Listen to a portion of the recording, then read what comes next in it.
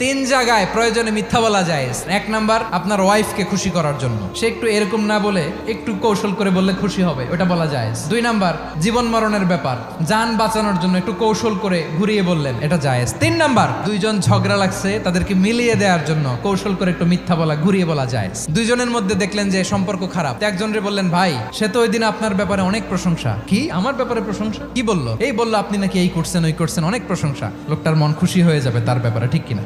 আবার তার সাথে যার ঝগড়া, ওরে যে বলুন, ভাই ওই দিন তো সে আপনার অনেক অ্যাপ্রিসিয়েশন করলো, অনেক, সে তো অবাক, কি রে বলে কি? এই যে দুইজনের ব্যাপারে দুইজনের একটু ভালো ভালো কথা বলে দিচ্ছেন, একদিন দেখবেন রাস্তা দিয়ে হাঁটার সময় একে অপরকে সালাম দিয়ে ফেলছে, সালাম দিয়ে বুকে জড়ায় ধরছে, আছে না নাই? আবার মিলমিশ হয়ে গেছে। কিন্তু আমাদের স্বভাব হইলো, দুই প্রতিবেশী যদি একসাথে বসে একসাথে হাঁটে, দূর থেকে দেখলে আমাদের জলে, আছে না নাই? ঘটনা কি? এই দুইটার মধ্যে এত মিল কে? এই দুইটার মধ্যে গিরিঙ্গি লাগানো যায় কিভাবে? আল্লাহর কাছে তওবা করেন, এই মানসিকতার যেন আমরা না হয়, আমরা মিলিয়ে দিব।